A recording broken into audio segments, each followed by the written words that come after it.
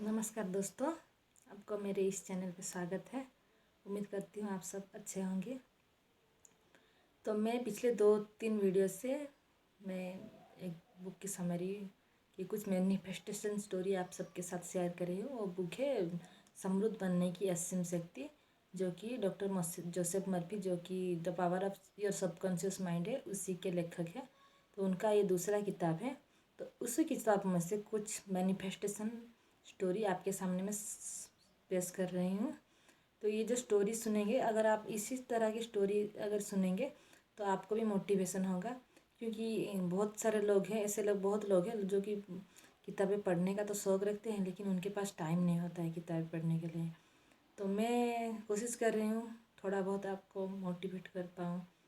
अगर अगर आप भी डीमोटिवेटेड हैं तो एक हो सकता है, अगर एक स्टोरी सुन के आप भी मोटिवेट हो जाएं तो मुझे भी अच्छा लगेगा।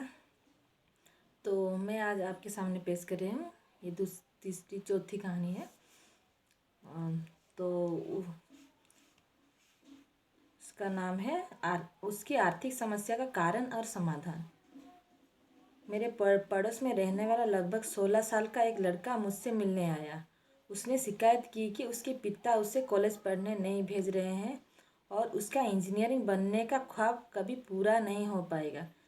इस तरह के इंजीनियरिंग कॉलेज का स्टूडेंट ये सब प्रॉब्लम नहीं के डॉक्टर जी, जो डॉक्टर जोसेफ मर्फी है, उनके पास गया। उसके बाद उसके पिता ने लगातार यही कह रहे थे, हमारे पास तुम्हारे कॉलेज की पढ़ाई के लिए पैसे नहीं हैं, हम अपने घर की किस्त ही नहीं चुका पा रहे हैं, न ही निश्चित समय पर बैंक का कर्ज अदा कर पा रहे हैं, हमारी आमदनी में महीने का खर्च ही पूरा नहीं हो पा रहा है, इसलिए कॉलेज जाने के बारे में भूल जाओ।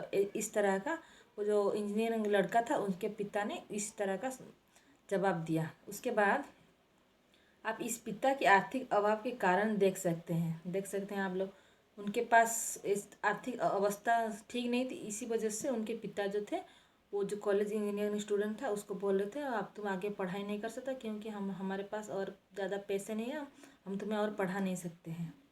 तो उसका ध्यान हर वक्त अभाव, सीमा और सभी प्रकार की आर्थिक बंदिशों पर ही केंद्रित था। जाहिर है उसका अवचेतन मन उसी के स्थायी विचारों की प्रकृति के अनुसार ही स्वाभाविक प्रतिक्रिया कर रहा था। तो अगर आप अमीरी के बारे में सोचेंगे तो अमीर बनेंगे, उस तरह गरीबी के बारे में अगर सोचेंगे तो गरीब ही बनेंगे। उसके विपरीत नजरिया में कैसे चमत्कार कर दिया। तो मैंने मतलब यहाँ पे डॉक्टर जोसेफ मर्फी ने उस लड़के को, पिता को समझाया कि उससे तो सिर्फ अमीर होने की भावना विकसित करनी है और लगातार कल्पना करनी है कि उसके पास हर प्रकार की दौलत है। बात उसकी समझ में आ गई और सोने से पहले हर रात को उसने ये काल्पनिक तस्वीर देखी कि उसे अपने बेटे का एक पत्र मिला है, जिसमें उसने लिखा है कि वो कॉलेज में आकर कितना खुश है, और उस पत्र में उसने अपने पिता को उन सभी चीज़ों के लिए धन्यवाद भी दिया जो उन्होंने उसके लिए की थी। यही नहीं, उस पिता ने मन ही मन प्रबल भावना के साथ ये दावा किया कि ईश्वर मेरे लिए अपूर्ति का शाश्वत सत्य है और हर पल मेरी सभी आवश्यकताएं पूरी कर रहा है।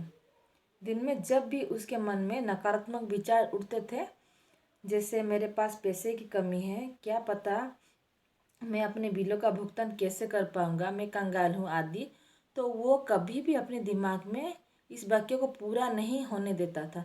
नकारात्मकता को खारिज करते हुए वो तुरंत ही अपने वो जो वाक्य था, ईश्वर मेरे लिए अपूर्ति का शाश्वत स्रोत है और हर पल मेरी सभी आवश्यकताएं पूरी कर रहा है, इस तरह का वो कथन वो दोहराता था।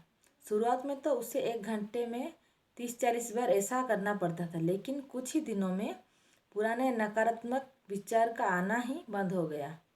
उन्होंने उसे सताना छोड़ दिया है।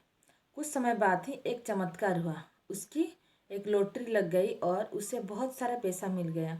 उसने उससे अपने सारे कर्ज उतार दिए और इसी तरह अपनी मानसिक शक्ति तथा उसकी विश्वास पर उसने विश्वास की प्रतिक्रिया स्वरूप उसने ये सब अपने जीवन में ला पाया।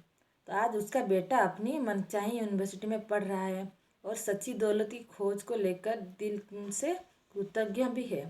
एक बात तो यह तय है कि जब भी आर्थिक समस्याएं और आपातकालीन स्थितियां सामने आएंगी तो ये पिता पुत्र डर और चिंता से मारे कभी थर-थर नहीं कांपेंगे, क्योंकि उसने अपने मन की शक्तियों को पहचान लिया है और आगे उनके साथ कभी बुरा नहीं हो सकता।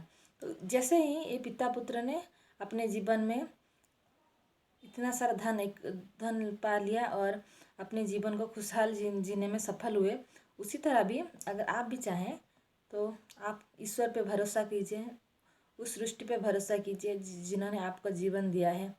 उन्होंने वो सृष्टि ने, ये जो यूनिवर्स है, आपको खिलाया है, पिलाया है, पहनाया है, इतना अच्छा स्वस्थ शरीर दिया है। तो हमें कृतज्ञ रहना चाहिए और ईश्वर पे भरोसा रखना चाहिए और उसी तरह जिस और अपने आप पे भी भरोसा रखना चाहिए। तो आपको ये स्टोरी कैसी लगी? अगर आपको ये स्टोरी अच्छी लगी तो मुझे फॉलो कीजिए, सब्सक्राइब कीजिए और आगे मैं मिलती हूँ आपसे अगले वीडियो में।